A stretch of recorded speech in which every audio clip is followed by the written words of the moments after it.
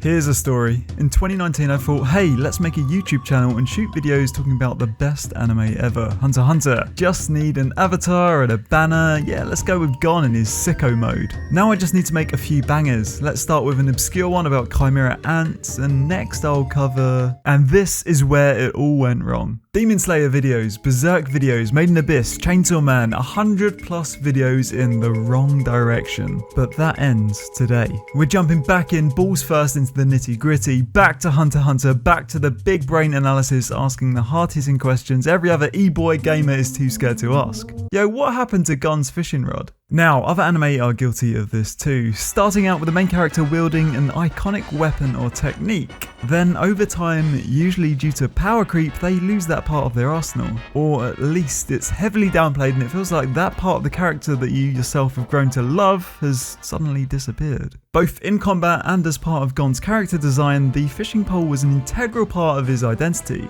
and now it isn't. And maybe you're even starting to question the validity of the fishing pole itself, wondering how stupid it would have been if Gon was slapping Pito to death with his rod, instead of what we actually got. Gon crushing Pito's cranium over and over again with his new melon-sized fist. But then you think back to the fishing pole good times. Gon using his fishing rod in a rematch versus Guido, the legless spinning top virgin. Having lost his first belt versus the living Beyblade, Gon and Guido square off once more, and this time Gon's back with a plan to take him down. Hook, line and sinker. Guido launches his remote spinning top missiles at Gon with little effect. Gon has no intention of losing to the same trick twice. Gon launches his counterattack by pulling his fishing pole back and casting the weighted hook towards Guido at an incredible speed, but misses. The spectators agape that the attack overshot, passing the spinning douche without doing damage. Gon took his shot and missed. Or did he? As we see the fishing hook grip the tile stone floor block, flipping Guido into the air, rendering Guido completely vulnerable to Gon's devastating finishing blow.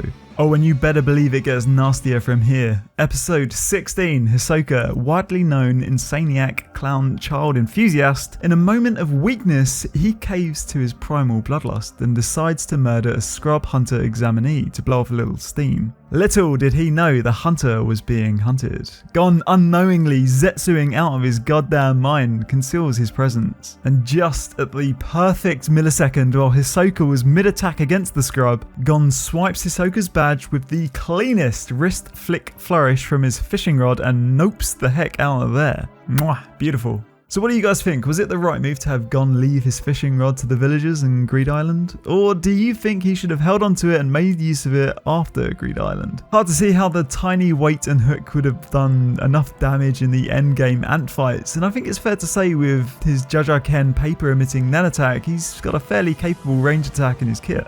Not to say being an enhancer, he couldn't just pour a ton of aura into the pole and beat the shit out of the ants, spiders or anyone else in his way.